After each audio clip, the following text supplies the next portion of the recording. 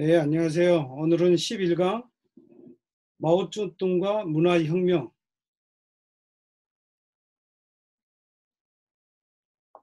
이 내용을 가지고 공부하겠습니다.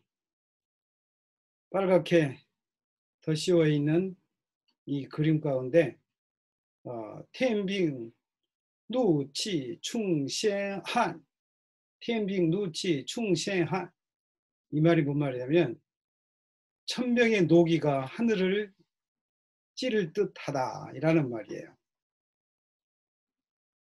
천병이 곧 오늘 배울 문화혁명 가운데 에, 에, 민간인 주역이라고 할 수 있는 홍위병을 뜻하는 거겠죠. 홍위병. 그래서 오늘은 마오쩌둥과 문화혁명 이 내용을 공부하는데 문화혁명의 배경과 의도 그다음에 그 배경 가운데 대약진 운동이라고 있어요. 따위진 운동 그런데 그리고 반우파 운동. 우파. 우리나라에서는 좌파가 문제잖아요. 그런데 이 체제에서 중국은 공산당이 정권을 잡고 있기 때문에 어, 반체제가 되어진 사람들이 우파 사람들이고 우리나라는 자본주의 국가로서 체제를 반대하는 사람들이 어, 비난받는 대상이 반좌파 그러니까 좌파 사람들이죠. 그래서 반좌파 운동을 벌일 수 있는 가능성이 있는 거죠. 그리고 마오쩌둥의 정치적 의도. 오늘 내용은 우리가 배경적으로 살펴보고 그 내용을 전개할 때 우리는 이걸 공부하는 데 목적이 있지 누구를 또는 어느 나라를 또는 어떤 행동을 비난하기 위해서 한 게 아니라는 걸 먼저 명심해야 돼요. 잘못하면 다른 사람들한테 오해받을 수 있는 내용이 있기도 하죠. 국민당과 공산당이 내전을 일으키고 내전으로 서로 싸우고 또 일본하고 8년 전쟁을 중국이 했습니다. 이 8년 전쟁이 언제 끝나느냐? 1945년도에 끝나고 또 공산당과 국민당이 중국에서 전쟁을 벌이는 것이 중국의 국공투쟁이었죠. 국민당, 공산당이 투쟁하는 거였습니다. 그런데 이제 그 국공투쟁이 언제 끝나느냐? 1949년도 공산당이 중국을 통일하면서 그 국공투쟁도 다 마무리가 되죠.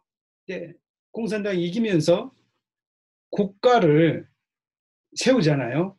그게 1949년도 10월 1일인데 이 국가를 세워놓고 무엇을 하냐면 49년도에 일으킨 혁명이 신민주주의 혁명으로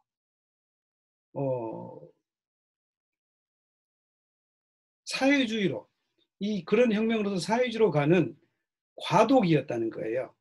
신민주주의 혁명으로 사회주의로 가는 과도혁명. 그 말은 1949년도 혁명을 마쳤지만 그게 사회주의 혁명이 아니었다는 거죠. 그 말은 중국이 공산 국가를 만들었지만 완성형으로 공산 국가가 세워진 게 아니라 이제 봉건 황제를 무너뜨리고 신민주주의를 이루어가는 단계에서 혁명을 이루어졌고 그 혁명 단계가 사회주의로 가는 과도기였다. 그래서 49년도는 사회주의 혁명은 아니었다. 그래서 앞으로는 나가야 될 그 길이 뭐냐 그러면 사회주의 혁명을 완성하는 단계로 목표점을 하고 가고 있다는 거예요. 그래서 마오쩌둥을 중심으로 중국 공산당은 제국주의 시대라는 세계적 상황과 중국의 구체적인 정세 때문에 혁명 성격의 변화가 발생을 했다. 그러니까 이 일을 놓고 앞으로 무슨 일을 해야 되느냐. 과제가 뭐였느냐. 반제국주의, 반봉건주의, 반관료주의 특징을 띠는 신민주주의 혁명을 이루었으니까 앞으로는 새로운 나라를 건설해야 된다. 그러니까 신민주의 혁명을 통해서 결국 뭘 얻어야 되느냐, 뭘 세워야 되느냐, 신중국의 국가 형태가 어떤 형태로 가야 되느냐라고 할 때 공산주의 정권을 잡으려면 마오쩌둥 일개인이 우리는 이렇게 가겠다 한 게 아니라 중국 공산당과 민주당파들이 모여서 연합한 정부로 규정이 됐고, 그거를 연합한 사람들이 누구냐면 인민정치협상회의라는 그런 단체가 있는 거예요. 이게 언제 만들어졌냐면 1946년도에 1월 10일에 국민당이 주도로 만드는 것이 중국 정치협상회의. 이걸 짧은 축약하면 정시회라고 그래요. 정시회. 정협이라고 그러죠. 정협. 정시회. 이게 1946년도에 국민당 주도로 만들어졌는데, 국민당이 돌연히 공산당과 같이 만들었는데, 통일 정부를 수립하고 만들었는데 합의를 깨고 나가면서 공산당을 탄압하고 전쟁을 일으켜서 국민당과 공산당이 내전을 하게 되는 거였어요. 근데 그 공산당 그대로 그 정치 협상, 이 정시회를 유지해 오고 있었죠. 유지해 오고 있다가 국민당은 빠고 다른 참여한 단체가 뭐라고 이름이 해지냐면 민주당파라고 해요. 민주당파. 이 민주당파가 여러 개가 있는데 대부분이 이 민주당파는 공산당 지도 아래 있는 그런 단체에 해당되어진 거죠. 그러나 이제 어떤 사람은 공산당, 내부적으로는 공산당일지 몰라도 외부적으로는 이 민주당파, 뭐 구삼학파 또는 자유당파 뭐 등등 국민파 등등 여러 개가 있는 것 같아요. 다 보긴 했지만 제가 정확하게 이해는 잘 못하겠어요. 그래서 그때 무슨 일을 하냐 그러면 중국 공산당은 국민당과 새로운 국가 수립을 둘러싼 경쟁에서 승리하고 1949년도 10월 1일에 중국 인민공화국을 수립하고 그 수립한 이후에 국가 건설을 해야 되는데 그 과정이 순탄치가 않아요. 방금 말하는 인민정치협상회의에서 표명된 신민주주의 국가 건설 비전이 4년이 지난 다음에 49년도 그렇게 했었는데 4년이 지났는데 뭐라고 바꾸냐면 중국 지도부가 사회주의 사회로의 길을 가겠다. 사회주의 체계로 가겠다라고 천명을 하니까 4년 전에 민주당파와 약속했던 신민주주의 국가 건설의 그 비전은 폐기가 된 거예요. 그래서 이 사회주의 길이라면 어디서 온 거냐? 그건 53년도에 소련 모델에 입각해서 사회주의 길로 가겠다라고 한 거예요. 그런데 또 한 4년이 지나니까 입장이 또 바뀐 거예요. 뭘로 바뀌느냐? 중국적 사회주의로 가겠다. 소련이 사회주의 길에서 국가 계획을 하고 국가의 운영을 해왔는데 그게 중국과 잘 맞지 않는다라고 생각해서 57년도부터 중국적 사회주의 길로 가겠다. 그럼 그 중국적이라는 그 사회주의 길의 내용이 뭐였느냐? 대약진 운동과 문화혁명으로 두 큰 날개를 갖고 국가 건설해 가겠다. 그래서 여기서 이제 대외 정책이 변하면 국내의 사정도 변하고 정책도 변해요. 정부 노선이. 그러니까 국가 건설 추이에 따라서 중국의 대외 정책도 변하는데 소련과 같은 길을 갈 때는 대외 정책이 어떻게 하냐면 친소, 반미 외교 노선을 견지해 가고 중국적 사회주의로 접어들니까 소련이 싫어한 거예요. 소련이 싫어하면서 소련과 대립관계로 가니까 이때부터 어떤 상태로 가냐. 반소, 미중 화해의 이런 반전이 일어나요. 이게 이제 큰 배경 가운데 이제 외교 관계가 그렇게 형성이 된 거죠.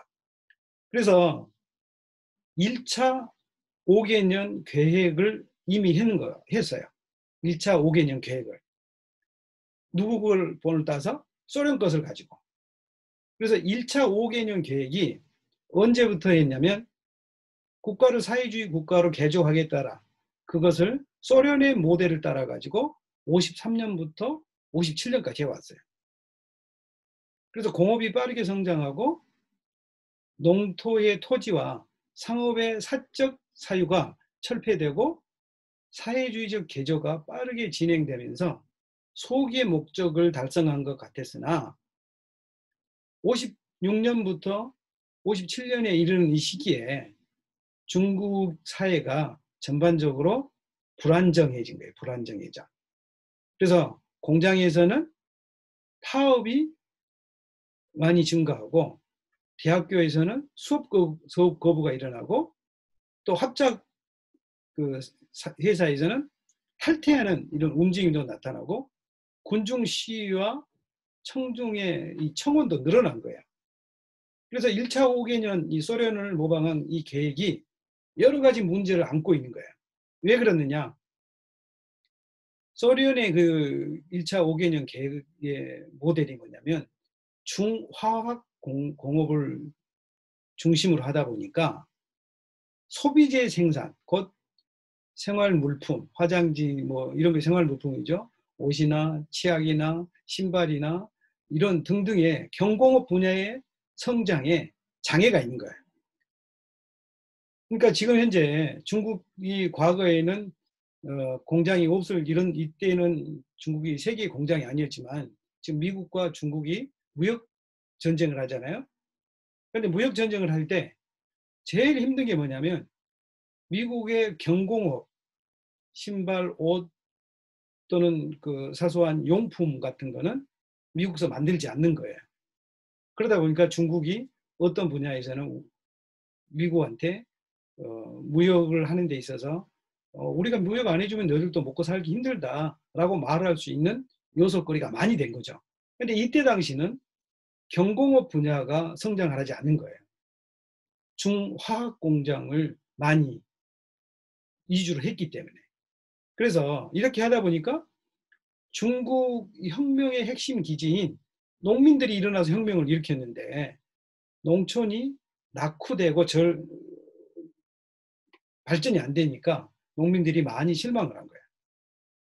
그래서 당의 그 제8차 당대회를 했는데 8차 대회를 했는데 굉장히 낙관으로 희망적으로 나라를 시작했고 승리했고 또 소련 모델을 갖다가 하다 하면서 소기의 목적이 달성이 됐단 말이죠. 근데 그게 이제 실질적으로는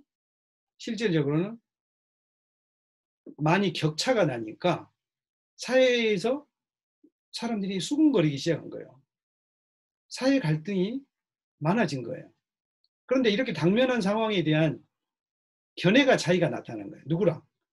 당 간부들과 마오쩌둥 이 주석의 견해가 상황을 파악한 게 서로 다른 거예요. 그래서 7차 당대회가 언제 있었냐? 45년, 1945년. 그러니까 일본이 망하기 전이죠. 그때 하고 나서 11년 만에 8차 당대회를 56년 9월에 시작을 했는데 여기에 많은 게 의논이 된 거예요. 그러니까 신민주 국가에서 사회주의 국가로 가기 위해서는 과도기가 상당히 길 걸로 생각을 했는데 마오쩌둥은 이걸 빨리 끝내자. 그리고 당 간부들은 아니 이거 지금 끝내면 너무 위험하다라는 이런 의견들이 있는데 당내 갈등이 이 회의를 하면서 봉합된 게 아니라 새로운 대립 형태로, 새로운 대립 형태로. 그런데 그 쟁점이 뭐냐? 과연 중국은 사회주의가 국가가 맞느냐? 사회주의는 그러면 뭐냐?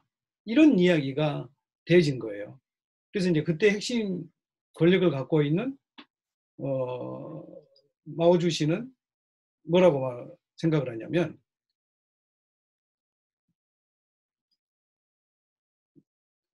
그걸 자기가 봤을 때는 빨리 끝내고 더 올바르고 좋은 방향으로 나가자라고 이야기를 하고, 다른 사람들한테 뭐라고 하냐면, 의견이 있는 사람들은 다 이야기해봐라.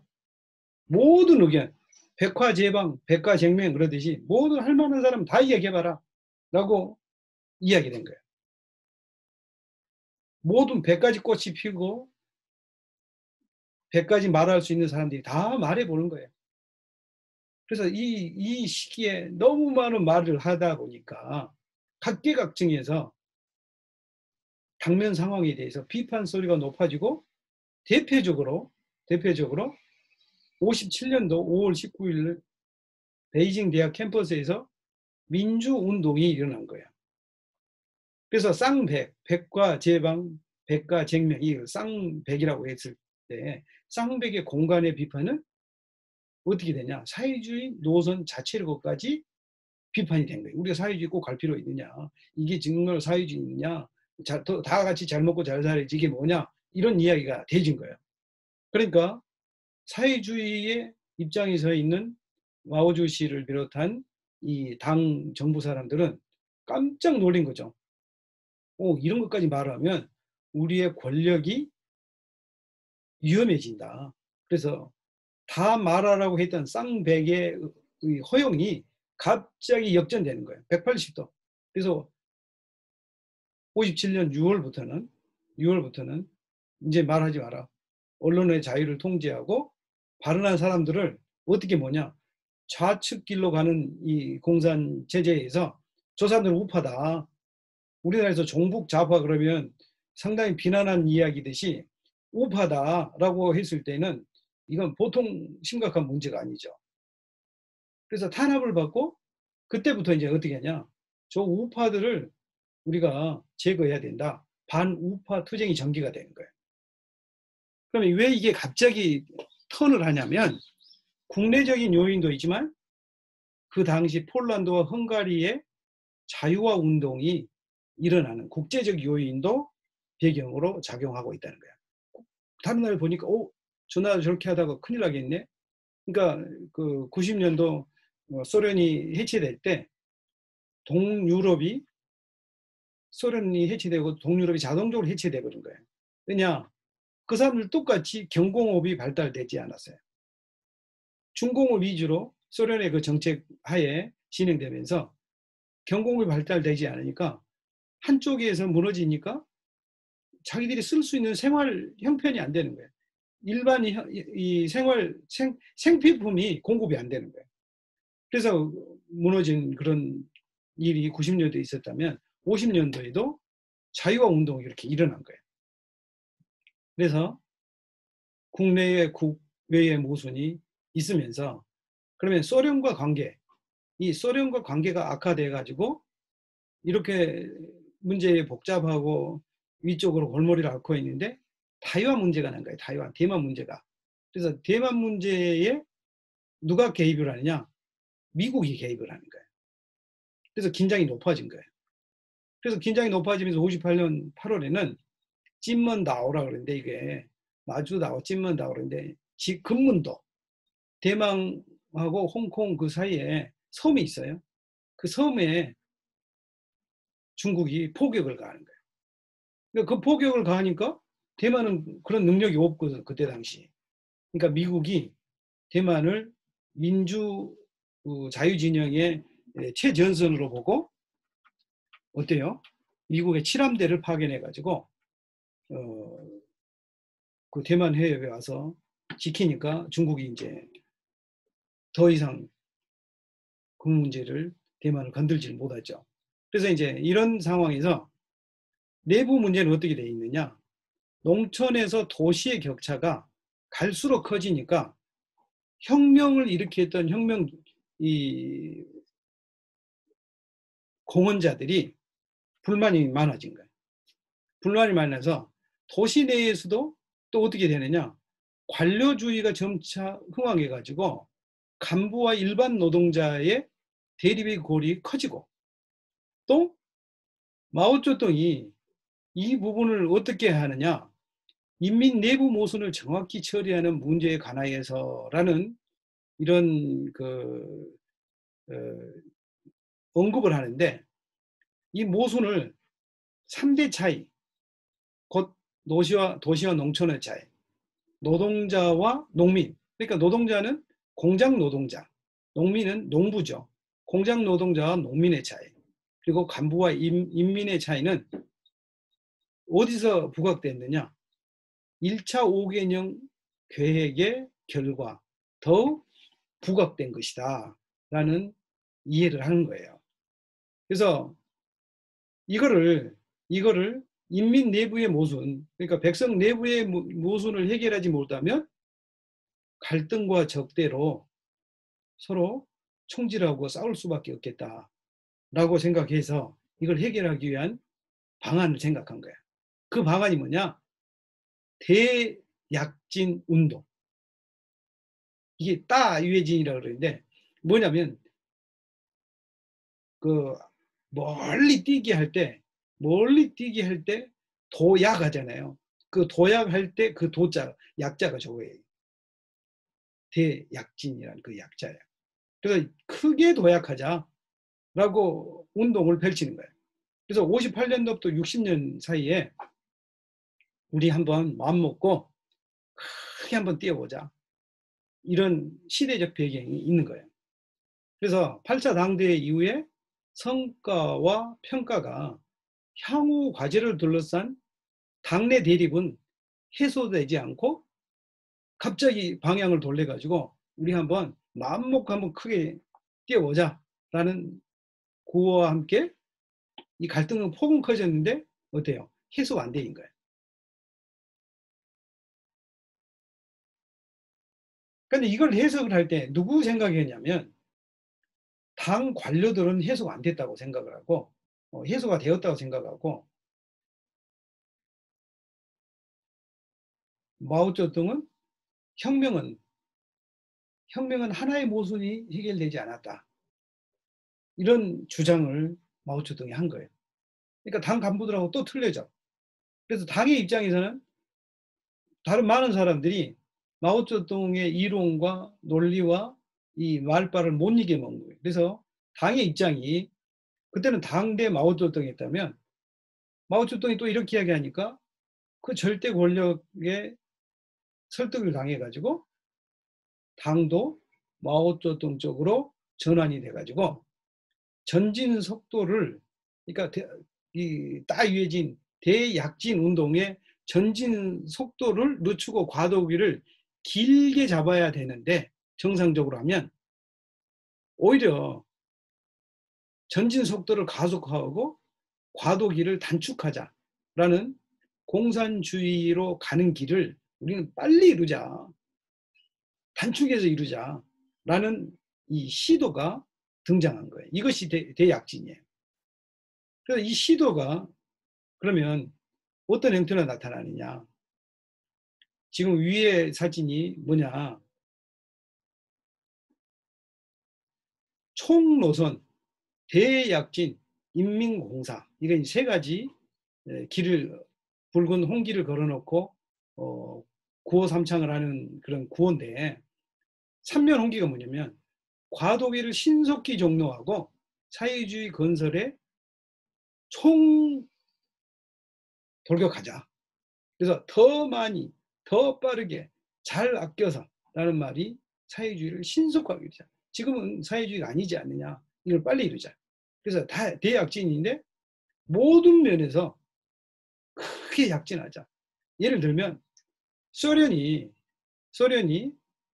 15년 내에 미국을 따라잡겠다라고 이 5개년 계획들을 진행을 했어요. 그것을 모방해 가지고 마오쩌둥은 뭐라 그랬냐면 15년 내에 영국을 따라잡겠다. 이제 아편 전쟁을 생각한 거죠.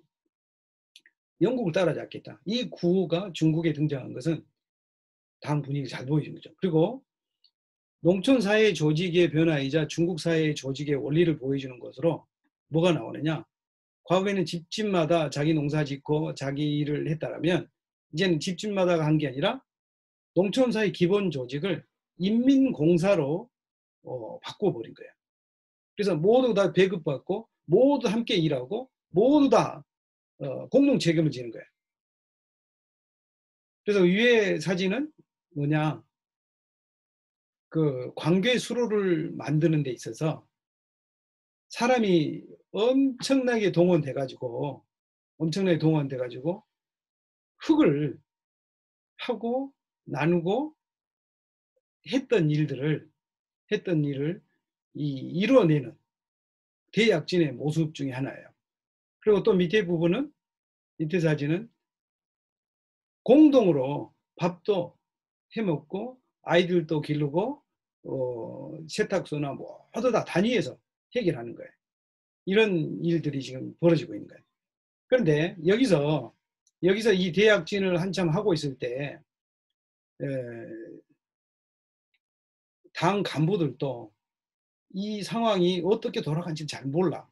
근데 이제 등소평 같은 경우에는 북경에 있는 순이라는, 내가 마지막 살던 곳이 순인데, 순이 농촌에 들어가 가지고 15일 동안 연구조사를 해요. 과연 대약진 가운데 무슨 일이 벌어지고 있나 연구조사를 했는데, 현장 실습을 갔는데 농민과 공사 간부들과 토론하면서 농촌의 실제 문제와 간부의 형태를 상세하게 알아요. 그 다음에 류샤오치라는 이분도 4월 1일부터 5월 15일까지 44일 동안 호남상 장사, 자기 고향이에요. 마오쩌둥도 장사, 유석이도 장사. 근데 이제 농촌에 가가지고 조사 활동을 하는데 다른 사람들한테 자기 신분을 숨기고 농촌에 들어가서 자기가 총대장이면서도 부대장으로 조수로 들어가는 거예요. 그래서 이제 누군지 모르게 비밀을 엄수하고, 그래가지고 양돈장에 가서 보니까 양돈 돼지가 보고될 때는 돼지가 돼지가 엄청나게 많이 있다고 이야기를 했는데 가서 보니까 돼지가 2마리밖에 없어요. 그것도 아주 피골이 상접한 돼지가. 그리고 집도 텅 비어 있어. 그래서 양돈장에서 6박 6일을 보냈으나 별 다른 상황을 보지 못한 거예요. 그래서 이런 상황들을 잘 기록해서 왔고, 그 다음날 뒷산에 가서 보니까 산에 가니까 나무가 거의 없어요. 살아있는 나무가. 왜 그랬느냐? 나무를 다 잘라다가 그 철을 만드는 용광로를 사용했거든요. 용광로를. 그 좀 이따 설명할 건데 거기에 불을 떼야 되니까 광양제철에 그 뜨거운 철을 녹이면 많은 석탄이 들어가듯이 나무를 갖다가 농촌에서 다 하다 보니까 산이 그냥 민둥산이 되어 있는 거예요. 근데 거기서 어린 아이가 누운 대변 같은 것이 있어서 살펴보니까 다시 막대기를 이렇게 보니까 곡식, 이 섬유줄이 곡식이 남아있는 흔적이 없고 다 풀이에요, 풀. 그래서 먹고 사는 것이 보통 어려운 게 아니다라는 이해를 갖고 있어요. 그 다음에 추울래도 마찬가지로 화북성에 가가지고 공동 치사 제도에 대해서 바라보니까 한 농부가 뭐라 그러냐면 인생이 너무 고달프다. 만일 지금과 같은 상황이 계속되면 당신은 금방 굶어 죽을 것이다. 왜냐? 우리가 먹고 살기 위해서 우리는 당신들한테 쌀을 곡물 판매를 우리가 중단하기 때문에 우리가 먼저 죽은 게 아니라 당신들이 먼저 죽을 것이다. 이런 그냥 아주 무지막지한 소리를 한 거예요. 그래서 이런 분들은 알고 다시 북경으로 돌아온 거죠. 그래서 대약진과 인민공사는 뭘 하느냐? 농촌을 공산주의 조직체로 개최하고 이를 통해서 인민공사를 이제 만들었으니까 생산력을 향상시키며 나머지 인력과 남아있는 그런 그 중하화 부분을 도시도 이전하고 도시도 대개적으로 성장할 수 있게끔 하자. 그래서 공산주의식 방식의 조직체로 재건하는 수순을 밟도록 하는 이런 계획이 대약진 인민공사예요. 대약진과 인민공사의 관계예요. 그래서 소형 농업 합작사가 이제 다 어떻게 바뀌냐? 대형화로 간 거예요. 대형화. 그 지금 그림에 나와 있는 이 인민공사, 그런데 인민공사는 좋다. 공산주의가 이렇게 해놓은 인민공사는 아주 좋다. 이런 표현을 써놨는데 58년에 이河南省의 수이핑시엔 이런 그 지역에는 27개 고급 합작사가 이제 합병을 해가지고 6,500 이 호가 총 인구가 얼마냐? 3만 명의 대형 인민공사를 만들어요. 그러니까 농촌에 이제 엄청난 이제 회사 형태로 단위가 묶여진 거예요. 그래서 이들이 뭘 하느냐? 단번에 선진국, 곧 소련을 따라잡고 영국을 따라잡는 이 선진국으로 발돋움할 수 있는 일을 뭘 하느냐? 57년 1차 5개년이 끝난 다음에 단번에 할 수 있는 일이 자급자족의 공산사회를 건설하자. 이렇게 하기 위해서는 공산주의 이행 속도를 빨리 해야 된다. 그래서 그것을 빨리 하는 그 큰 걸음으로 뛰자 하는 대약진 운동을 시작을 했는데 그 주 항목이 뭐냐? 식량과 철강을 생산하는데 힘을 쏟아야 된다. 철강. 철은 왜 필요합니까? 공업을 하는데, 그 다음에 무기를 만드는데 철이 반드시 필요하죠. 그래서 이 철을 어떻게 생산하냐? 모든 농촌에 용광로를 설치해서 이 그림에 나오죠. 동네 주변에 이렇게 동네마다 용광로가 설치돼 가지고 여기다 불을 떼고 산에 가서 나물 잘라다가 불을 떼서 철을 녹여 가지고 그럼 철이 없으면 어떻게 하냐? 낫이랑 홈이나 갖다 넣어야 되는 거죠. 그래서 거기에 철을 녹여서 받치고 또 함께 일을 해서 타자가고 함께 모내기 하고 함께 일하는 그런 형태로 일을 열심히 하는 거예요. 왜? 단번에 선직으로 발돋움하기 위해서. 그래서 산업의 척도가 철강을 생산하는 이 양이에요. 철강 생산량.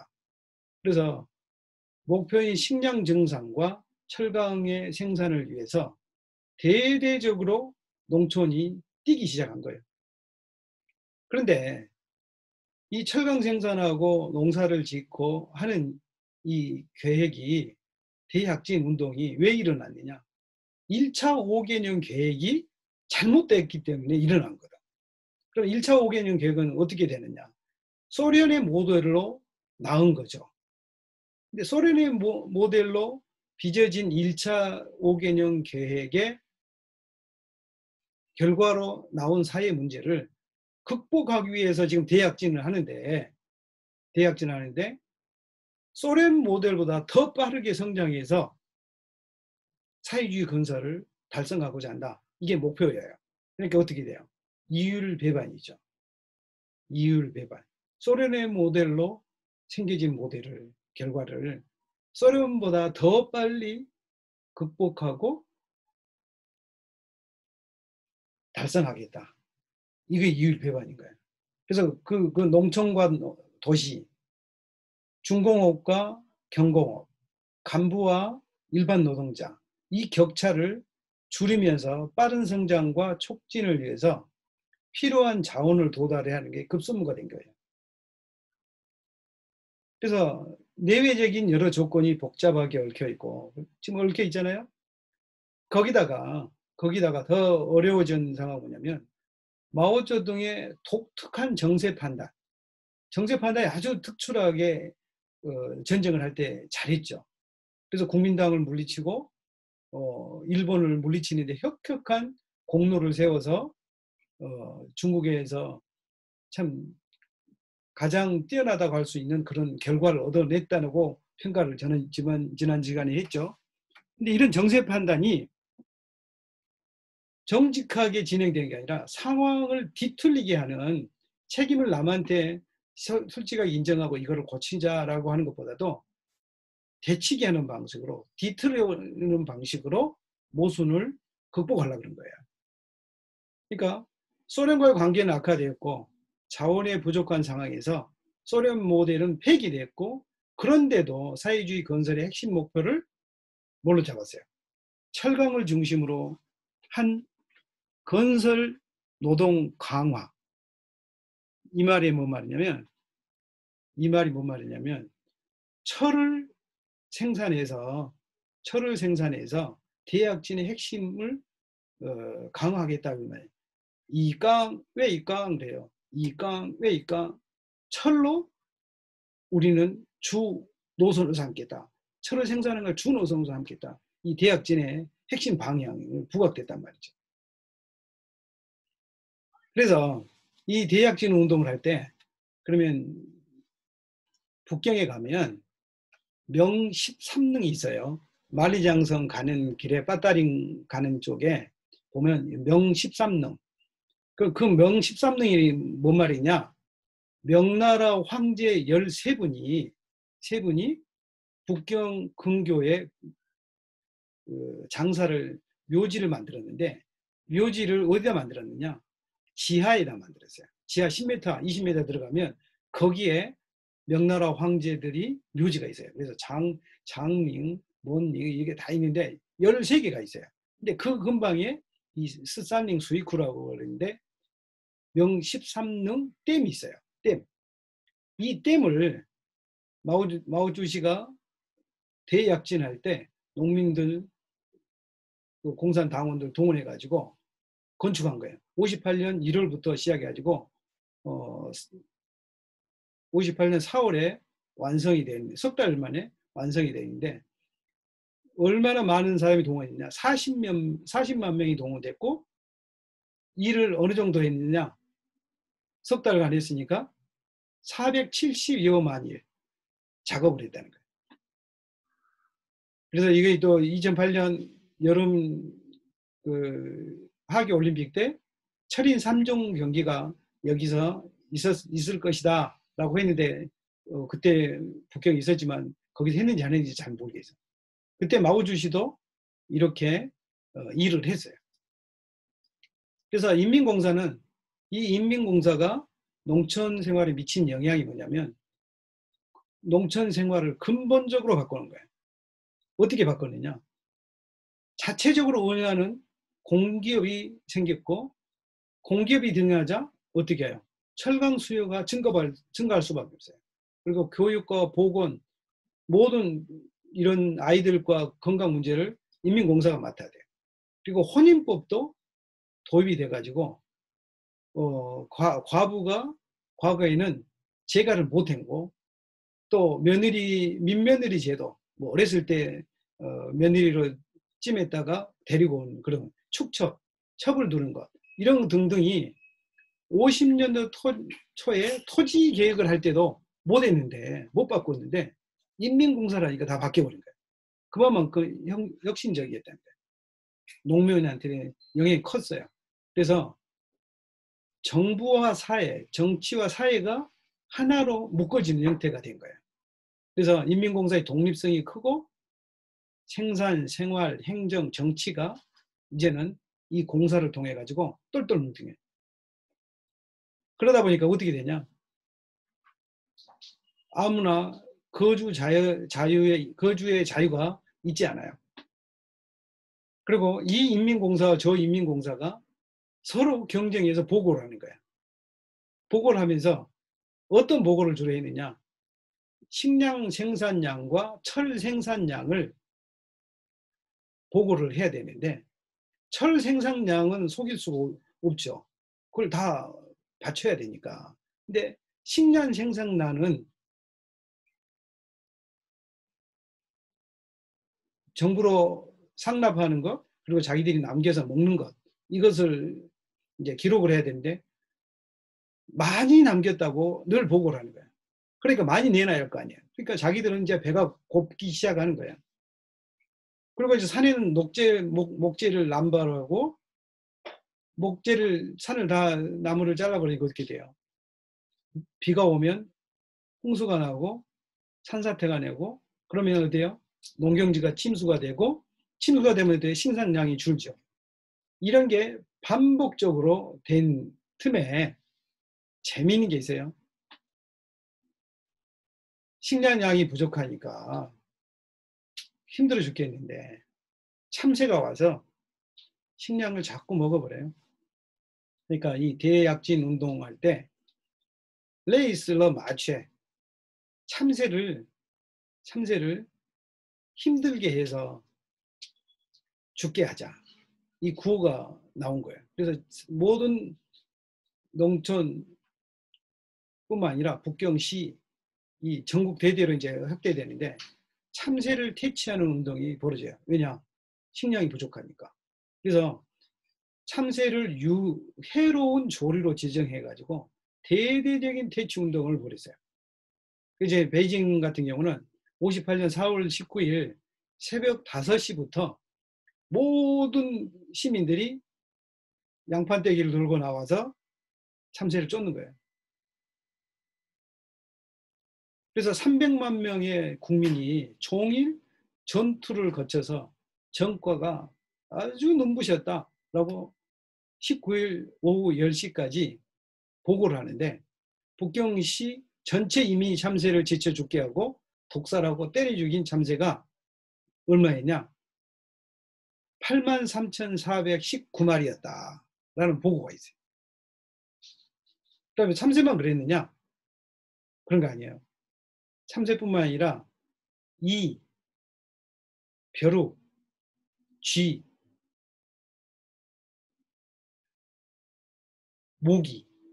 그래서 쥐나 참새나 파리나 모기를 4개의 전투, 소멸시켜야 될 해로운 동물, 뭐 곤충 이렇게 해가지고 다 참새를 이제 그만큼 죽이니까 북경에서 다 퍼져나간 거야. 레이슬러 마취 참새를 힘들게 해서 깨자.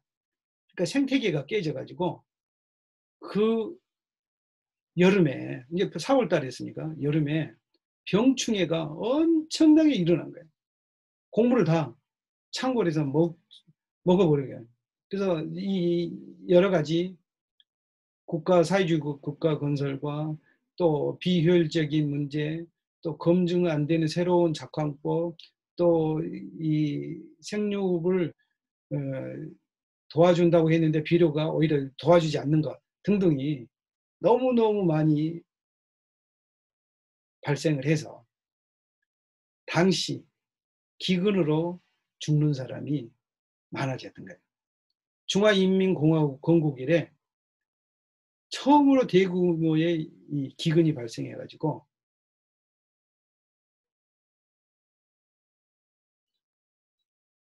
국민은 이렇게 죽어가는데 정부에서는 소련 기술 도입료 차관 상환을 곡물로 하고 있었어요. 곡물을 수출을 하고 있는 거예요. 백성은 굶어 죽은데 그때 이제 등소평, 주울레, 유소기가 지역에 내려가서 살핀 거죠.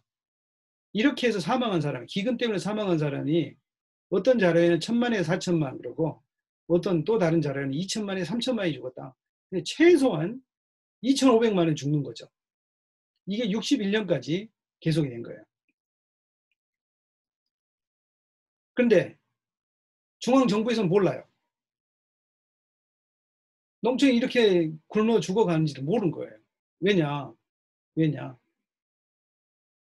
보고서를 그렇게 썼기 때문에. 왜 보고서를 그렇게 썼느냐? 우리 인민회사가 꿍스가 저 다른 동네에 있는 인민회사보다 더 생산량을 많이 했다라고 보고 쓰면서 그 보고하는 양만큼 상납을 해야 되니까 남아있는 곡물이 적잖아요. 그리고 위에다가 너희들 잘 먹고 지내느냐. 잘 먹고 지낸다. 보고하다시피 우리는 얼마만큼 생산을 이루었습니다. 이렇게 하는 폼 잡는 일이, 경쟁하는 일이 많아지다 보니까 1959년도 농촌을 강타한 가혹한 공준 가운데에서도 중국에 있는 외교관들은 노동절에 이 먹고 있는 진수성찬 보세요. 엄청나게 잘 먹고 있는 거예요. 근데 백성들은 이렇게 죽어가도 위에 관료들은 모르는 거예요. 서로 모순 가운데 있는 거죠. 왜 모르느냐? 이게 이제 조금 이따 원인이 나와요. 그래서 노동자의 불만이 확산되고 그 불만이 확산된 가운데 돌파구로 백성들은 모택동 사상을 학습해요. 지금 위에 빨간 적은 노트 같은 걸 생긴 걸 들고 소리를 치고 있는 이 사람들이 홍위병들이에요. 홍위병들. 근데 이 홍위병들이 지금 뭘 들고 있느냐? 뭘 공부하고 있느냐? 마오쩌둥 어록이에요. 마오쩌둥 어록. 이 어록을 공부를 하냐? 왜냐하면 혁명사조가 이제 반우파 투쟁부터 나오는데 처음에 백가쟁명 제자 쌍백이 나와서 모든 걸 이야기할 수 있게끔 해줬는데 이 폴란드나 그 나라가 어려워지면서 중국도 체제에 대한 도전을 받으려고 하니까 언론을 막고 180도 턴에서 핍박했잖아요. 그 핍박하면서 그때부터 반우파 투쟁부터 도시가 혁명사조가 전국적으로 범람하기 시작한 거예요. 그래서 생산량이 감소할 때에 따라 생계난을 겪은 도시 노동자들 사이에 불만이 터져나온 거예요. 불만이 터져나오는데 이 불만을 터져나오는 사람들이 주로 어떤 사람, 도시 하층민인데 원래 노비였든지 노비에서 석방된 사람들이 이 도시로 들어와서 형성한 계층이 도시 하층민이죠. 근데 이분들은 자기 아버지나 할아버지들에게 들은 청나라 시절, 그다음에 항일전쟁 당시 자본가들이 자기들을 어떻게 대우했다라는 그 분노와 증오가 많이 있는 거예요. 근데 자식들이 또는 손자가 그 말을 들을 때 어떠겠어요? 얼마나 열불이 나겠어요. 그걸 이제 분노를 갖고 있는 거예요. 그 불만이 시골에 재산을 쌓아두고 지역 유지들이 있는데 그들이 어떤 사람들은 당에 가입해가지고 과거에 어려움을 같이 하지도 않았으면서 당원인도 있고 또 재산을 가지고 있는 그런 그 자본가들이 있단 말이죠. 근데 이 일이 어디서 일어나요? 도시에서 일어나요. 도시가 제일 발달된 곳 어디냐면 상해예요.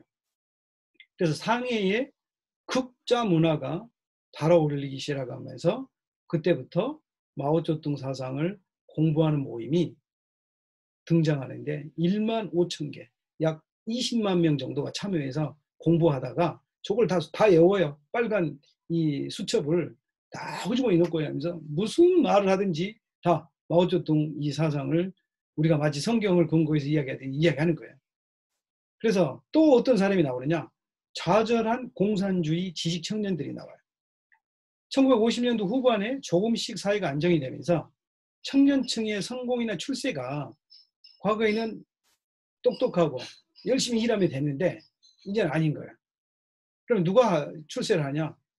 공산당 고위층 자녀들이 기회가 많아지고 상속이 되어지는 그 기회가 되니까 믿었던 자기 진로가 어떻게 해요? 충성을 했던 이 공산당에 대한 내가 열심히 하면 성공할 수 있겠지 하는 좌익 지식층 청년들이 좌절하기 시작한 거예요. 그 좌절을 어디다 이제 돌리냐면 시골 지역의 유지들, 세습된 토지와 건물을 가지고 있는 자산가들, 그다음에 일부 공산당 고위층들이 반혁명성, 반당 행위를 하는 이런 사람들에게 공개적으로 이제는 불만을 터뜨려 놓고 보복하고자 하는 심정을 나타낸 거예요. 또 실질적으로 당내 기층 공무원들, 우리말로 하면 이 서기급 또는 주임급 이런 사람들도 실무자들이 볼 때 이제는 차츰차츰 사회가 돌아가는 게 불만스러운 거예요. 그래서 그분들도 좌절하고 분노에 대한 거예요. 그러면 이런 분노를 이 사람들은 어디에 표출하느냐? 이게 다 중국의 택퇴 먹은 예법과 제사 문제 이런 것을 가리킨 유교 사상 때문이다 라는 분노가 그쪽으로 펼쳐진 거예요. 그래서 고위 관료들 명청대부터 고위 관료들의 무덤과 사당을 이 사람들이, 이 관료들과 지식인들과 불만 있는 사람들이 반동적인 사람이라고 생각된 사람들, 악독 자본가들을, 무덤에 있는 사람은 무덤을 파가지고 부관참시라는 거예요. 부관참시란 말이 이미 사망한 사람을 사망 후에 죄가 늘어날 경우 무덤에서 관을 꺼내가지고 관을 부수고 시신을 꺼내서 목을 자르는 거예요. 부관참시예요. 그래서 유교 사상이 비록 신문화 운동 때, 오사 운동 때 무너졌다는 거죠. 부서졌지만 신분 제도와 계급 체제는 여전히 있다는 거예요. 그래서 여성과 피지배층을 학대하고 억압하는 것이 여전히 있다는 거예요. 이제 서기관급들, 주임급들 보니까 위에 상관들이 폼 잡고 행세하고 무시하고, 이번에 미국서 경찰이 흑인 눌러서 죽인 모습 보세요. 그 얼마나 분노가 치미는 그런 모습이에요. 그러니까 이 서기관급들이 위에 행세한 사람들이 그런 모습을 본 거예요.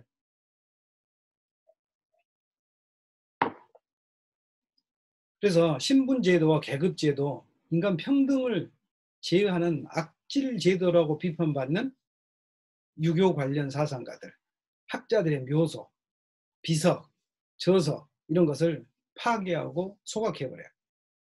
결과적으로 청년들의 분노와 파괴는 문화혁명 이후에 권위 해체, 사람을 존중하지 않아요. 권위가 해체돼 버렸어요. 그래서 이런 게 이제 문화혁명 가운데 이제 진행이 되고, 이 대약진 실패의 이제 원인도 그런 부분에서 이제 이야기할 수 있는데, 최소한 1,000만에서 4,000명이 굶주림으로 사망을 했고, 3년 재해도 심각했지만 아사자가 증가한 것은 인재가 이 정책을 잘못해서 중복된 결과라. 그래서 과도한 주의다. 현실을 고려하지 않고 우리는 이 주의를 이루어야 된다라는 그것이 첫 번째 원이고, 두 번째 원인으로 할 수 있는 거냐면 아래로부터 위로 올라가면서 더욱더 왜곡된 허위 보고 체계. 결국은 관료 체계에 보고 체계를 요구하는 관료 체계의 책임이 있었다.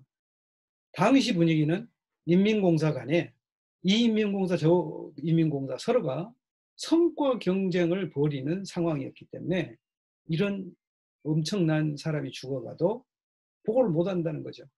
그래서 목표치 이상을 달성하는 것은 곧 당에 대한 충성으로 생각해서 이런 경쟁 구도가 만들어졌다는 거예요. 그래서 이제 반우파 투쟁을 보면 짧은 기간에 야심적으로 사회주의를 이행하겠다라는 이 계획에 내외적으로 많은 난점에 부딪혔죠. 그래서 농촌과 사회주의적 소유 개조는 소련의 경험에 비교하면 상대적으로 순조롭게 진행됐어요. 그러나 경험 부족, 자원 부족, 국내의 정세 등으로 문제가 있었는데, 이걸 극복하고자 하는 것에 정책이 오히려 뒤틀린 잘못된 형태로 가다 보니까 문제가 잘못됐다. 그래서 그걸 비난하니까 어때요? 반우파다, 너는 우파다. 처음에는 백가쟁명으로 열심히 다 이야기하더니 57년부터는 말하지 말라. 언론을 통제해버리고 왜곡해버리니까 어때요? 문화혁명의 발발에도 영향을 끼치게 된 거죠. 영향을 끼치게 된 거예요. 그래서 1966년도에 문화혁명이 발발을 해요. 그래서 반우파 투쟁의 영향이 기회를 상실했어요. 언론을 봉쇄하면 기회가 좋은 것 같아도 빠를 것 같아도 결국은 그 부분이 왜곡된다는 거죠. 그래서 한일전쟁 이후 줄곧 상승세였던 민족주의 정서. 새로운 경쟁자가 누가 나타났냐면 대상이 소련이 나온 거예요. 그래서 일본에서 소련으로 이제 넘어갔어요. 그러나 57년 반우파 투쟁은 대약진의 시점에서 어두운 그림자를 드리고 있는데 그 어두운 보고가 잘못됐다라고 이야기를 하는데 말을 못하는 거예요. 왜냐? 너 우파지. 이렇게 들어오는 비난이 그 모자가 씌워지면 거의 발붙이고 살기가 힘들었기 때문에 반우파 투쟁에 되돌아오는 두려움을 당하지 않기 위해서 지적하지 않는 거야. 상부에 보고할 때도 전혀 아닌데 과도한 열정을 드러내는 형태로 보고가 되다 보니까 굶어 죽은 자가 이렇게 나온 거예요. 그래서 쌍백 모든 걸 말하자. 국내 상황이 안 좋으니까 말하지 말라. 말하면 너는 우리를 반대한 우파구나. 언론을 통제하고 그 언론을 통제한 결과 실상 파악이 안 돼서 대기근이 발생해도 정부는 공무를 수출할 정도로 상황 파악을 하지 못하고 있었다.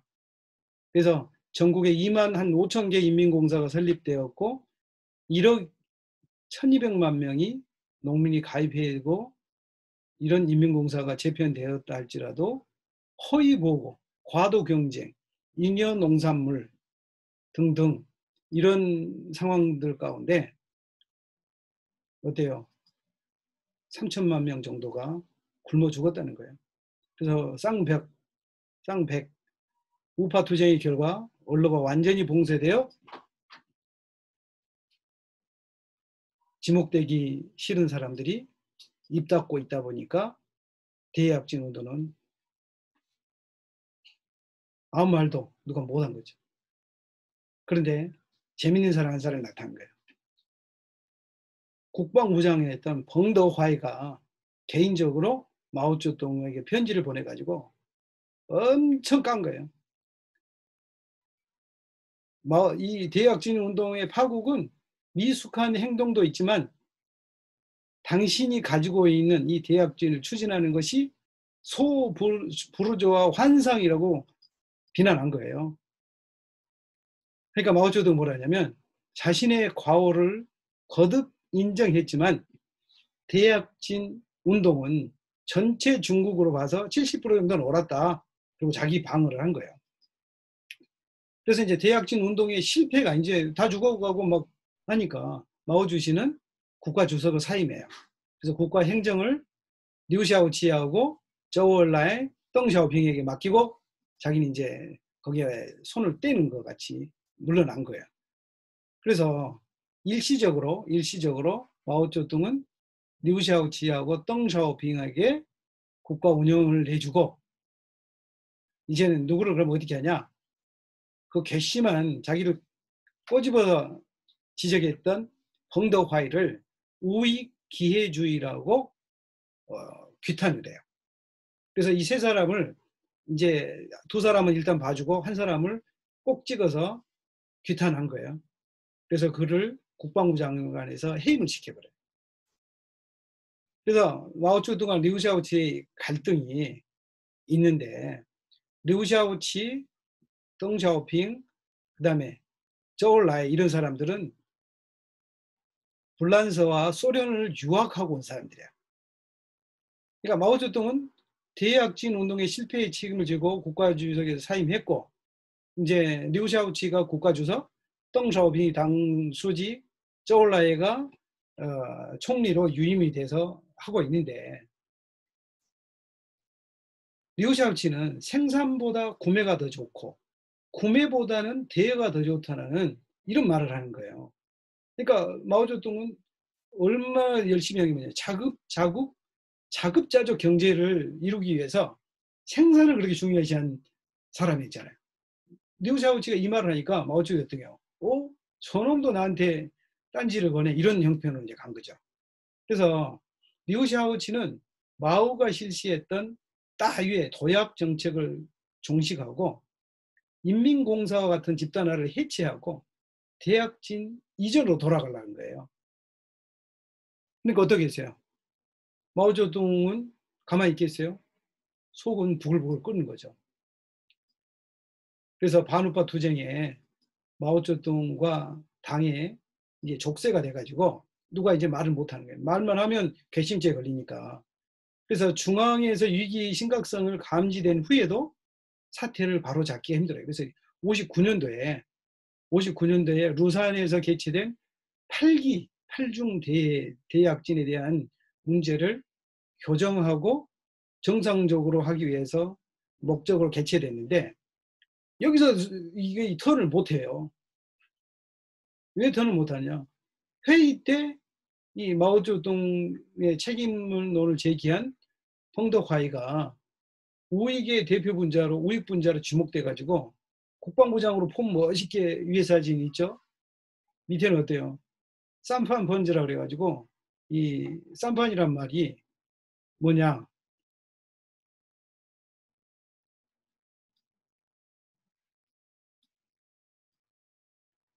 반마오주시, 반당, 반사회주의적 인간이라 이 말이에요. 반당. 이걸 이제 쌈판 번즈라고 그러는데 이렇게 지목이 돼가지고 이 사람은 어때요?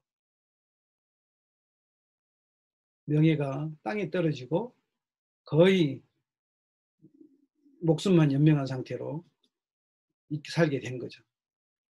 이 수모는 인민재판 받은 그 수모는 참 이루 말할 수 없는 고통이 있어요. 우리가 그런 고통당한 사람들을 집안을 만나보고 교제해보고 성경 공부해봤는데 그 상처를 이루 말로 표현할 수가 없어요. 그 분노와 괴로움. 북경대 안에도 비가 오면 과거에 교수가 농촌에 가서 했던 빗자루질 같은 그 빗자루질 한 사람이 비 올 때 하는 사람도 우리가 보기도 했어요. 그래서 반우파 투쟁에 우파로 지목되어 탄압받는 이런 사람이 수도 수적으로 적지 않아 한 55명에 이르고 또 중간 우파 반사회주의 분자로 비판받거나 이렇게 연루된 사람이 공직에 쫓겨난 사람이 약 16만 명 정도 되고 이게 엄청나게 오래된 공세된 언론은 다시 이 문제가 억눌려 있기 때문에 사람들을 정상적으로 말하는 게 아니라 엉뚱한 소리 하게 만든 거예요. 친구니까 너에게 내가 속마음을 이야기했다. 이게 습관이 돼 있어요. 친구 아니면 절대 속마음 이야기를 안 하는.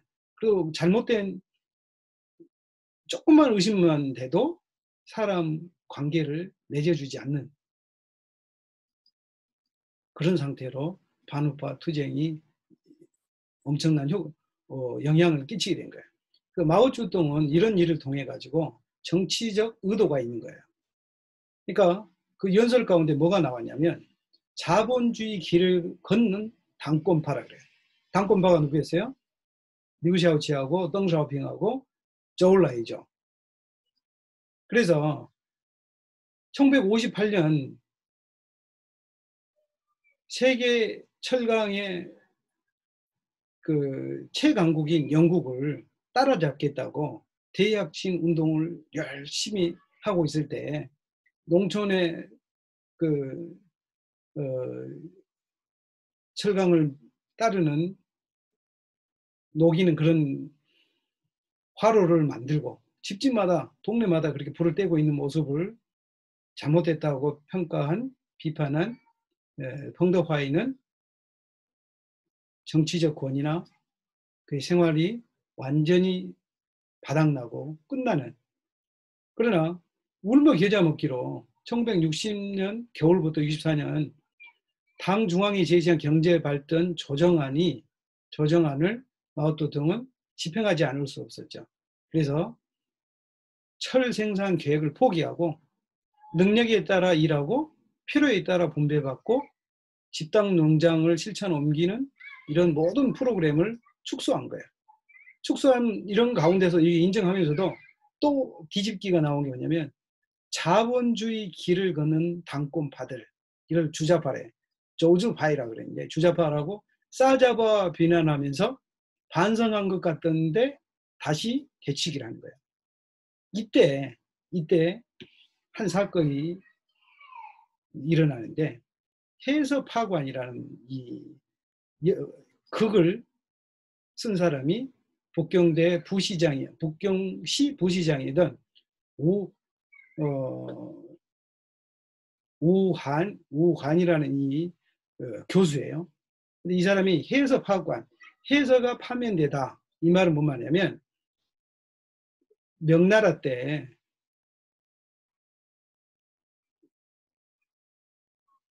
이 해서란 사람이 그러니까 1564년이에요. 해서란 사람이 있었는데 황제의 이름이 가경제예요. 여기에 이제 가경이 나왔죠. 가경제인데 이 가경제 때 하일루이라는 사람인데 이게 이제 하일루이라고 읽는데 해설을 하일루이가 가경제한테 상소문을 써요. 상소문을 써가지고 뭐라 그러냐면 당신은 젊었을 때 열심히 일해서 참 다른 사람들한테 모범이 되어졌다. 그런데 나이 먹고 지금 세월이 흘려서 지금 모습은 의욕이 없고 활기가 없고 조정의 기강도 부진하고 관원들도 부패하고 백성들의 삶이 어렵고 고통스럽다. 그러면서 빗대어서 하는 말이 이 가경이란 말을 써요. 자칭인데 자칭을 여기다 뭐냐면 집 자자 그다음에 깨끗할 정자가 똑같은 발음이 돼요. yen자 자지의 찡 얼우자용의 이 말은 뭐냐면 당신이 열심히 잘한다고 이야기를 하지만 그 잘한다고 이야기하지만 집이 깨끗하면 뭐하냐? 집에 쓸만한 재물이 없는데 재산이 없다. 집안은 텅 비어 있고 집안을 당신이 잘 다스린다고 말하지만 텅 비어 있고 재물이 없다라고 하는 것이 이 하일루이라는 사람이 그 말을 하니까 가경제가 이 사람을 면직시켜 버렸어요. 감옥에 집어넣어 버렸어요. 그런데 이 말이 맞거든요. 가경제 생각할 때. 그러니까 이 사람을 감옥에 넣어놨지만 아들에게 유서를 남길 때 저 그 하일루이를 죽이지 말고 복권을 시켜줘라. 이런 게 있어가지고 복권해줬어요. 근데 그거를 하일루이 빠꾸안이라는 것을 극으로 쓴 거예요. 희곡을 썼는데 처음에는 이 희곡을 썼을 때 마오 황제죠. 뭐죠? 이게 아니죠. 마오주시도 매우 좋다고 평가를 했어요. 매우 좋다고 평가를 했는데 59년에 6년이 지나서 상해에 있는 이 야오유엔이 해서파관에 대해서 평한다라는 비평문을 실어가지고 뭐라고 말했냐면 해서파관은 독초입니다. 마오를 당신을 폄하하기 위해서 쓴 겁니다. 여기서 황제는 당신이고 해서는 벙더화입니다. 국방부장이 벙더화를 운용한 것입니다. 라고 주장을 한 거예요. 그러니까 이 말을 듣고 보니까 마오주씨는 라고 놀랬겠죠. 근데 이게 다른 언론들은 이게 언론을 탄압하는 계기가 들어가지고 추가 주목되고 있는 거예요. 근데 뒤에 알고 보니까 역사적으로 나중에 밝혀진 사실을 보니까 이 여자분이 짱칭인데 마오주시의 부인이죠. 원래는 영화 배우였어요. 이분이 배우에 있는 거예요. 배우에. 뭐냐? 마오주시가 전개해서 대약진 실패로 코너로 몰리니까 부인인 짱칭이 캉성과 음모를 짜가지고 리우샤오치, 덩샤오핑, 북경시 병전을 이 회의 유학파, 소련 유학파가 중국 공산당 내부에서 정치적 입지를 강화하고 있으니까 약화시키기 위해서 이걸 무너뜨리기 위해 가지고 이 상해에 있는 이 북경 사람들을 상해에 있는 유럽 일간지 원의바오를 편집장으로 있던 이 야오를 시켜가지고 이렇게 편지를 비평문을 쓰게 한 거예요. 이 비평문을 보고 누가 이제 마오주시한테 보고를 했냐면 이 캉성이라는 사람이 밑에 있는 캉성이라는 사람이 이것을 마오주시한테 가서 보고를 한 거예요. 그러니까 마오주시는 이것을 어떻게 하냐? 자기 정치적 위기를 벗어나기 위해서 발표를 하는 것이 뭐냐? 모든 이의 제기할 때에는 그럴 만한 이유가 있다. 곧 뭐 말이냐? 짜오판 여우리, 짜오판 여우리라는 것이 제일 처음에 우리가 첫 표지에 짜오판 여우리가 홍군의 가슴을 하늘에 불탄다 뭐 이렇게 의기가 충천했다. 오른쪽으로 그 짜오판 여우리가 있는데 이 말을 함으로써 젊은 청년들이 가슴이 불타기 시작한 거예요. 그래서 문화혁명이 진행돼요. 이제 문화혁명이 진행이 되는데 마오쩌둥이 뭘 66년 8월에 하냐면 사령부를 공격하라. 파오다 스링부, 파오다 스링부. 포로 포격으로 폭파시켜버려라. 사령부를 폭파시켜버려라. 이걸 내가 대자보 쓴 1호 대자보다. 그때 북경시장이 황전인데 부시장인 우간이 공격을 받으니까 편을 들기 위해서 소조를 만들고 조사위원을 형성하고 조사하게 해서 뭐냐면 이건 정치적인 문제가 아니라 순학술문적인 문제다라고 이야기를 했지만 마오주시는 5월 16일에 5.16 통지문을 정치국 확대회에서 발표를 해요. 본격적으로 이제 뭘 하느냐? 자본주의 길을 걷는 실권파들을 공격하기 시작한 거예요. 그래서 반동적 학술권이 뭐 이 반동의 행위를 하고 있는 걸 이야기하면서 이들을 제기하는 것이 문화혁명이 이걸 제거하기 위해서는 문화혁명이 필요하다라고 이야기를 하니까 젊은 학생들이 5월 16일 날 마오쩌둥 초상화를 들고 거리에 이렇게 뛰쳐나와요.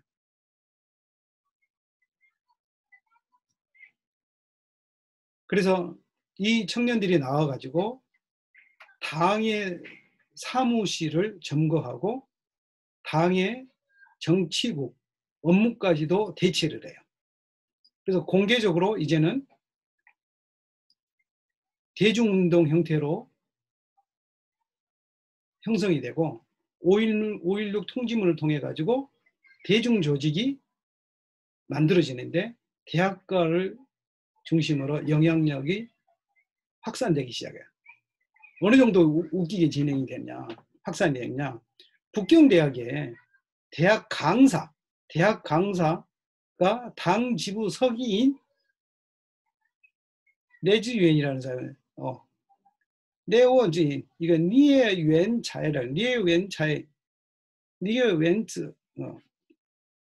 웬인데 인이라고 써 있네요.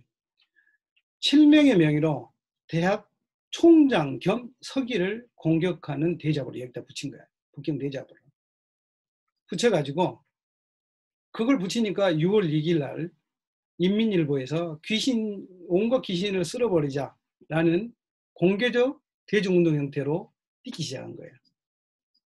그러면서 누구를 공격하냐? 국가 주석을 맡고 있는 리우샤오치하고 덩샤오핑을 공격한 거예요.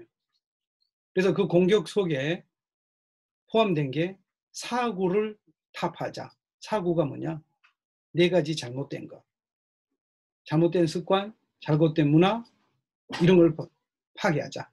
그리고 주자파, 자본주의 길을 가고 있는 그 가운데 자자가 자본주의 자제, 쪼즈파이. 그러니까 자본주의 길을 가고 있는 이 사람들을 제거하자. 그래서 정치적으로 마오쩌둥 주시는 이제 돌파구를 마련한 거죠. 새로운 돌파구를 찾은 거예요.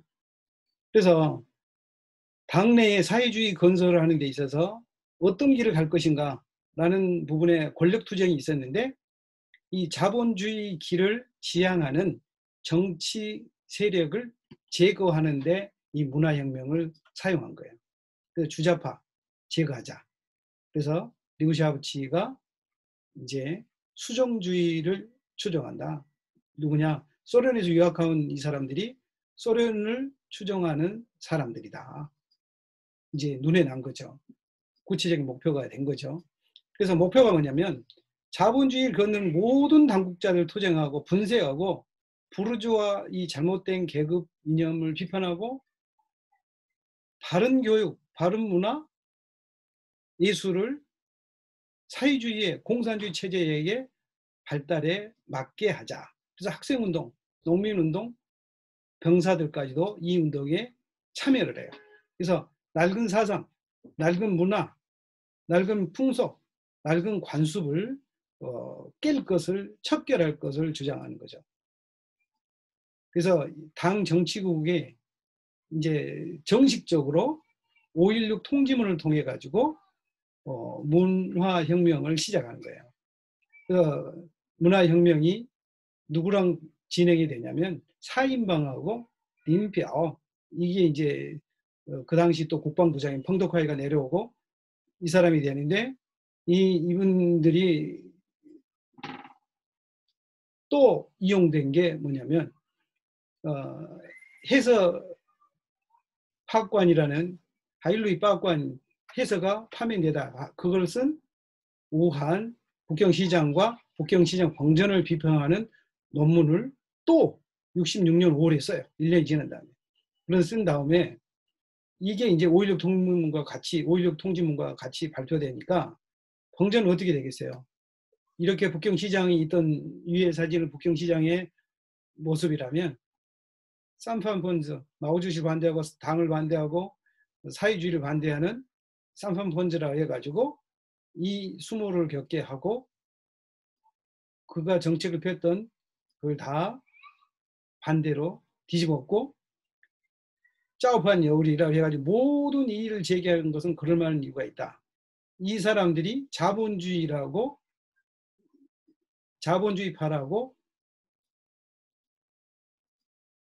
평가를 받는 사람들이. 그래서 홍련병들이 이 사람들을 당시 북경시 당서기 병전, 당 중앙방공수 주인 양상쿤, 인민해방 참모총장 루이칭, 그 다음에 중앙선전부장 루이딩, 이게 주자파들이다. 어떻게 되냐? 그 다음에 청와대에서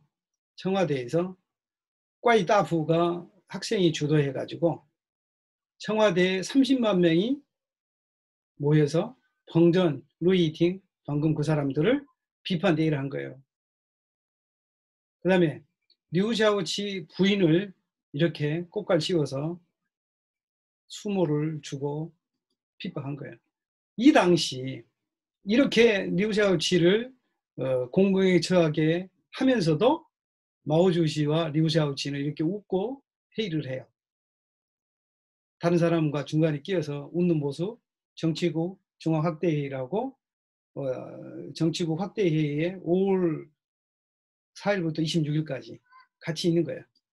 근데 그러면서도 루이팅이나 루팅이나 로이칭이나 이런 사람들은 잡혀서 홍위병들에게 이 큰 대회 장소에서 인민재판을 받는 거예요. 그래서 문혁은 권력투쟁이었다. 기간은 66년 5월부터 76년까지 이 무상계급 10년 동안 일어났죠. 부산계급 문화 대혁명이다. 이건 문혁이다. 그러나 여기서 정치, 사상, 문화 모든 부분에 있어서 영향을 끼쳤고 많은 사람들이 희생을 당하고 권력투쟁 가운데 수많은 사람이 죽어갔다. 그래서 문화혁명과 홍위병을 보면 홍위병이 제일 먼저 생긴 게 청와대학 부속중학교예요. 근데 이 홍위병들은 마오주씨가 이야기하는 딱 일어났던 홍위병이 다 학교에서 볼 때 홍위병 저중에 가장 많은 사람들은 고급 간부 자녀들이었어요. 당내에 지위가 높은 고급 간부들 자녀. 그래서 그 사람들은 자기들을 우리는 원조 홍위병이다. 그래서 라오 홍위병 그렇게 해요. 문화혁명의 목표가 방식을 내건 게 사고 타파, 사상 문화 관습을 타파한 것이었고 이 조직이 대학으로 엄청 빠르게 진행되게 간 거예요. 그래서 여기서 이런 타파를 하고 있을 때 청와대나 이런 일을 하고 있을 때 마오주씨는 장강에 가가지고 양자강에 가서 수영하고 있어요. 그리고 1년 지난 다음에도 수영을 하고 2013년도 마오주씨가 장강을 도강했던 일들을 기념하면서 수영하고 그때 중학생 홍위병, 이 나오 홍위병들은 이 머리 잘린 사람이 누구냐? 니파누라고 흑룡강 시장이었어요. 흑룡강. 그 목에 흑방 분자, 쌍판 분자하고 똑같아요. 10대 소녀들이 가장 무서운 게 10대 소녀 홍위병들이었어요. 그래서 대학생 홍위병이 이제 또 나타나요. 방금 30만 청와대에 모인 그 사람들이 있었다면 이 위에 내웨이 안즈 이 사람은 북경대 홍위병 강사석이라는 사람이야. 총장을 공격했던 사람이야. 이런 홍위병들이 북경대, 청와대, 지질대, 항공대, 베이징 스판다지에 이런 5개 대학의 5대 조반파 대학생들 홍위병 영수들이 나타나요. 그게 이제 1966년 8월 되니까 홍위병들이 천안문 광장에 이렇게 모였어요. 이렇게 이 엄청난 홍위병들이 모인 거예요. 8월 16일 날 처음 마오주씨를 천안문 앞에서 만난 거예요. 그러면 몇만 명이냐? 1100만 명이 모였어요. 여기서 홍위병의 행동을 마오주씨는 칭찬을 합니다. 이 8월 15일 날 홍위병들이 이렇게 있을 때 마오주씨가 처음 이 높은 곳에서 8월 18일 날 1차 접견을 해요. 홍위병들 감격을 하죠. 그 다음에 2차 접견. 차를 타고 홍위병들 대열을 지나가죠. 3차 접견도 유석이와 저올라야 쭈더가 같이. 그 다음에 4차. 얼마나 행복하게 웃고 있는 모습이니까. 5차, 6차. 그 다음에 7차, 8차까지 있는데 마오주씨 1인이 이렇게 칭송받고 그 외에 모든 사람들은 다 벌벌 떨고 죽음 앞에 폭풍 전야같이 살고 있는 겁니다. 하위 계급들이 이제 이때부터 하위 계급들이 각 관공서에서 하위 직급자들이 상급자를 몰아내는 이 풍조가 유행하기 시작한 거예요. 권력투쟁이 이렇게 일어나고 그 다음에 군사 공공 부분에까지 확대가 돼가지고 군사 부분에서 문화혁명을 들이닥치니까 어떻게 된 줄 아세요? 홍위병 밑으로 군사들이 머리를 숙이고 살 길을 찾아요. 그래서 그런 상태에서 이제 67년 4월 16일에 리우샤오치에 대한 당 국가주석이죠. 국가주 공개 비판받는 리우샤오치가 이렇게 드러나요. 짱칭과 강성이 공개적으로 리우샤오치를 비판합니다. 그때 마오주시도 이제 지지를 해요. 비판한 거를. 그래서 이 당당했던 국가 주석이 얼마나 초췌한 모습으로 학생들에게, 홍위병들에게 수모를 당하고 있는 거죠.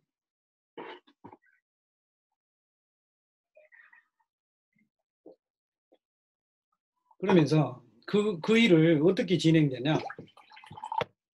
7월, 8월에 북경 지역의 홍위병들이 중난하이라고 그러면 우리나라의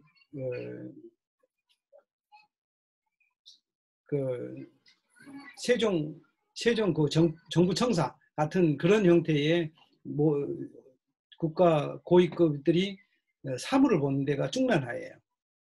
그 중난하이를 학생들이 외워싸고 유소기를 리우샤오치를 탄핵하라고 계속 대의를 하는 거예요.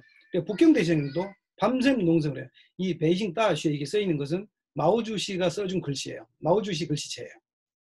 이렇게 수모를 받고 있을 때 거의 엇비슷한 시간에 마오주시는 우한에 가가지고 동호호텔 직원들과 이렇게 편안한 모습으로 사진을 찍고 있습니다.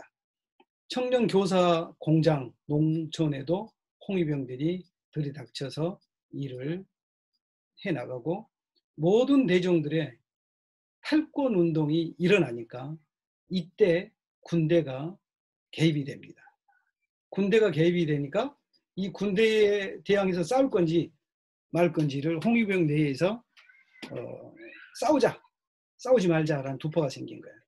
그래서 이제 그거를 보고 군대를 다시 이제 동원한다면 마오주시에 동원하면 이제 홍위병들 일이 끝난 거죠. 리우샤오치가 끝났으니까. 그러니까 이제는 수습을 해야 되는데 군대로 통해서 수습하려니까 말을 듣지 않는 홍위병들이 생긴 거죠. 그래서 거기에 말을 듣지 않는 홍위병들을 농촌으로 보내는 거예요. 그래서 그 농촌에 가가지고 첫 번째 북경에서 홍위병들이 내몽고로 사회주의 건설에 농촌 활동을 하러 간 거예요. 그래서 열심히 농촌 가서 가르치고 하지만 자기들 간에는 어학당도 하고 계몽운동도 하고 무료 진료도 하고 무료 학습 등등 많이 하지만 농민들은 외지 지식 청년들을 배척하고 경계합니다. 그래서 조반운동에 가담했던 사람들이 이제는 검거가 되고 이제 또 역전이 됐어요.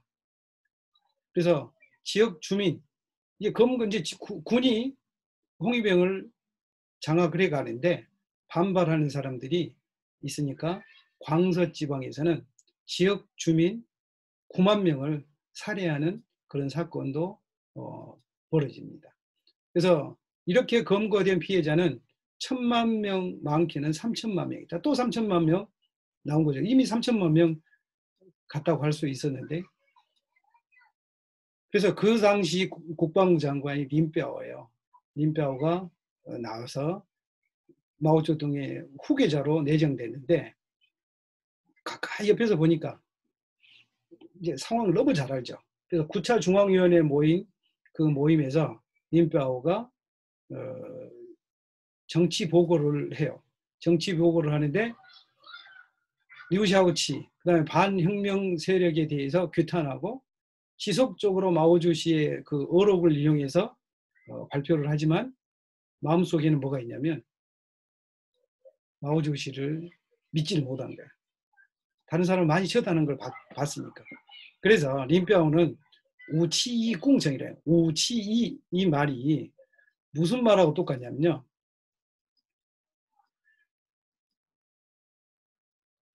우치이라면 무장봉기하는, 이게 571인데 중국 사람이 518을 아주 좋아해요. 우야오빠 그러면 내가 돈 벌고 싶다 라고 말하고 똑같듯이 우치이는 무장봉기하자는 그 발음이 똑같아요. 그래서 이 무장봉기를 우치가 무장봉기를 하는 똑같은데 이거를 계획을 했는데 공안에서 미리 알아버렸어요. 그래서 린뼈오가 이 주도하는 것이 결국은 들통나서 오히려 린뼈오가 도망가는 일을 해서 도망가다 비행기 타고 소련으로 도망가다 몽고에서 비행기가 추락해서 죽어요. 그때 비림비공 린뼈오를 공격하고 공자를 공격한다는 게 비린비공이에요. 근데 실질적으로는 이 린뼈를 공격한 게 아니라 저울라이를 공격하는 그거 있다라고 역사가들은 이야기하더라고요. 왜냐? 4인방을 봤을 때 지금 늙은 마오주시는 별로 이제 가면 그 다음에 누가 대권을 잡을 건지를 보니까 저울라야가 잡을 가능성이 아주 많아요. 그래서 잠재적 위험이라고 생각된 이 저울라이를 비평하기 위해서 공자를 비판하는데, 공자가 좋아하고 존경했던 사람이 주공이에요, 주공. 그래서 주공 주씨하고 저울라이 주씨가 똑같으니까 주공을 자꾸 비판하면서 공자 비판하고, 그러니까 그것은 저울라이를 실각시키려는 목표가 있어서 그랬는데 저울라이를 실각시키는 것이 불가능해졌죠. 왜 그렇습니까?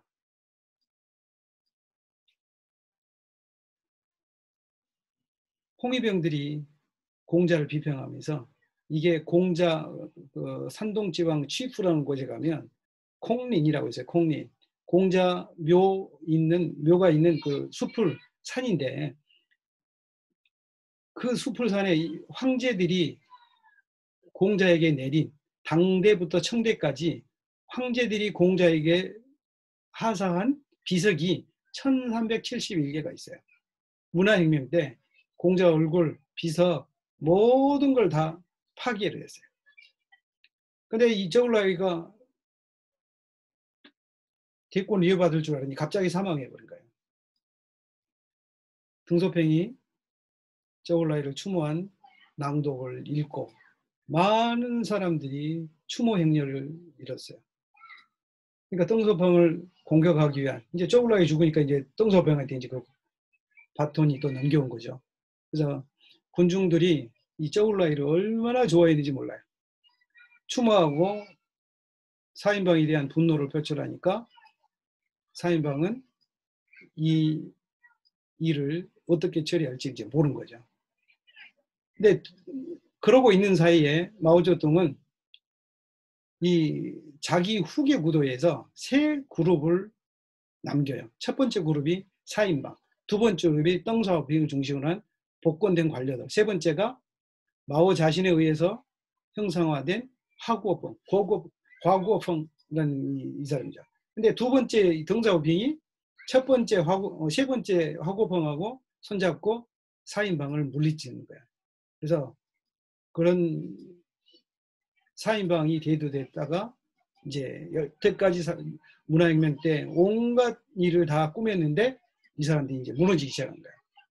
짱칭이 무너지고, 짱춘야오, 야오원원, 그 다음에 왕홍홍, 이런 사람들이 다 등소평에 연합된 화구봉의 조처로 일이 마무리된 거예요. 그럴 때 마오쩌둥이 사망을 해요. 모든 사람이 일주일 동안 통곡하고 기념을 했죠.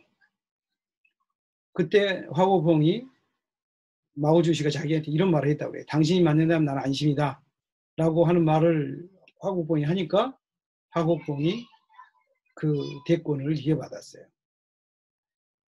이 대권을 이어받아 가지고 일을 해가다가 결국은 그 마무리 대권은 누구한테 오느냐? 화구봉이 능력이 없어요. 모태동 그 형태로 가려고 하니까 덩샤오평을 많이 지지한 당원들이 덩샤오평에 힘을 실어주고 군대가 힘을 실어주니까 신망을 받고 덩샤오평이 개인적으로, 그때 이미 또 마오쩌둥이 너 반성문 써라 해가지고 반성문 쓰고 또 물러나 있었거든. 화구봉에게 서신을 보내가지고 나를 복권시켜주고 복직을 시켜달라라고 요구하니까 화구봉이 고민하고 있었어요. 그때 또 정무위원이던 예진님이 등소평을 만약에 정무원으로 복직 안 시키면 내가 사임하겠다라고 압력을 하니까 화구봉이 등소평을 정무위원으로 복직시키고 부총리로 당직도 복원해주고 화고부영에 뒤이어서 당서열 2위가 된 거예요. 그래서 등소평의 키는 아주 적지만 후야오방과 등소평이 그 당시에 실권자로 국가를 경영해 가는데 광명일보에다가 후야오방이 광명일보에 마오쩌둥 어록을 인용하여 덩샤오핑의 이론을 시켜 세운 글을 발표를 해요.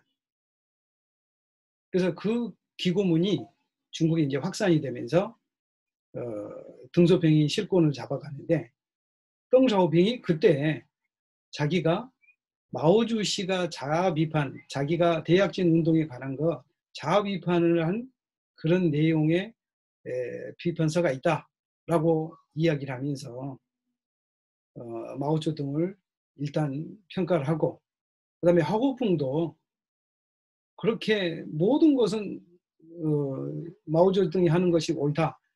양거 판시라고 마오주씨 일을 뽐따서 했었는데 그건 잘못됐다라고 하면서 사상해방과 국가는 실사구시로 운영돼야 된다. 수상제방, 수수치우수라고 그래요. 이런 대로 돼야 된다라고 이야기를 하면서 화고풍은 사임하게 되고 짜오즈양이 총리가 되고 덩샤오핑은 최고 권력자로서 뒤에 남아있는 거예요. 그래서 이제 짜오즈양과 후야오방, 덩샤오핑이 세상을 가는데 갑자기 후야오방이 돌아가셔 버린 거예요. 그 후에. 그런데 그 돌아가신 것 이유 때문에 이제 천안문에서 어제 있었던 육사 사태가 일어나는 도화선이 되는 그런 것이 되는 거예요. 그러니까 문화혁명의 평가를 보면 중국의 역사에서 공산당 입장을 우리는 무시할 수 없어요. 그래서 공산당은 이 문화혁명을 어떻게 해석하는가 이걸 보면 새 정부가 당면한 과제는 어떻게 문혁을 보고 누구에게 책임을 물을 것인가 또 어떻게 이 사건을 다룰 것인가였어요. 81년 6월 27일에 공산당 중앙위원회에서 당의 결의를 발표하는데 이 당의 결의 가운데 뭐가 있느냐? 공식 입장이 문혁은 좌편향의 과오가 있고 그리고 이러한 과오가 거대한 규모로 장기간 지속된 것에 대한 책임은 마오쩌둥 동지에게 있다. 그래서 이건 마오쩌둥의 과예요. 잘못된 거다. 그렇게 평가를 해요. 그러나 문혁 대혁명의 마오의 잘못된 지도는 분명히 있다. 그리고 린뼈, 짱칭, 반독 세력들에게 포섭되어서 당과 인민의 수많은 재난과 혼란을 범했다라고 해요. 이 문건은 현재 중국 역사 해석의 주된 뼈대를 가지고 그런 성질을 가지고 있어요. 이게 부정적인 주로 의미로 쓰였죠. 그런데 공과 사를 분리해요. 이 문건은 체제의 정당성을 위해 가지고 무슨 체제입니까? 공산 정권 체제죠. 문혁의 지도자 마오로서는 혁명 영웅 마오와 분리돼요. 그러니까 나라를 세운 혁명자로서의 영웅 마오는 과오를 인정하는 것 거기에 포함되지 않고 그 사람의 성공했던 공을 이야기하는 혁명이에요. 그래서 문혁은 혁명 국가 건설하는 혁명은 공이다. 그래서 공과 과를 구분한 거죠. 그래서 마오의 개인적 과오를 마오의 사상과도 분리돼요. 그래서 이 분리하는 이런 입장으로 하는 이유가 국가 수립에 절대적으로 기여했고 당의 지도 이념이 마오쩌둥 이념이거든요. 그래서 그걸 부정할 수 없어가지고 공산당 자신의 존재 근거를 부정할 수 없기 때문에 이렇게 분리를 했다. 그러면 이거는 소련의 그 지도자 평가, 이것과 지도자 평가에 있어서 중국이 달라요. 소련은 스탈린이 죽으니까 스탈린 격화 운동입니다. 격화 운동. 근데 중국은 중국 공산당에 있어서 마오쩌둥은 부정할 수 없는 공이 있는 거죠. 그래서 사상적으로도 실질적으로 행정적으로도 그래서 부정되지 않았고, 그래서 이 문건으로 마오쩌둥이 중국 공산당 일당 독재와 중국 건설에 정당성을 부여하고 있는 상황에서 부정할 수 없다 앞으로도. 그래서 현재 중국에서 진행되고 있는 덩샤오핑의 개방 정책도 어떻게 말하냐? 마르크스 내린 마오 사상 덩샤오핑思想이래요. 마오쩌둥 덩샤오핑. 그래서 요즘은 이제 뭐까지 갑니까? 마르크스 내린 마오 덩샤오핑 시진핑 이렇게까지 가는 거죠. 그래서 중국 특색의 공산주의를 정당화하기 위해서는 마오를 부정할 수 없다는 거죠. 그래서 평가가 세계 각국에서는 중국 학자들이나 세계 학자들은 문화혁명은 이건 엄청난 재난이었다. 미중의 재난이었다. 중국 사회 비극이었다. 이게 정설이에요. 그다음에 이 비판의 측면은 입장에 따라서 이 비판의 측면은 약간 다르지만 중국에서는 빈부의 격차가 극심해지자 문혁 시기의 극자 투쟁을 긍정적으로 해고하는 사람들도 지금 나타나고 있어요. 그래서 마오쩌둥주의자들, 문혁에 있었기에 개방, 개혁이 가능했다는 주장을 하면서 문혁을 옹호한 자들도 있어요.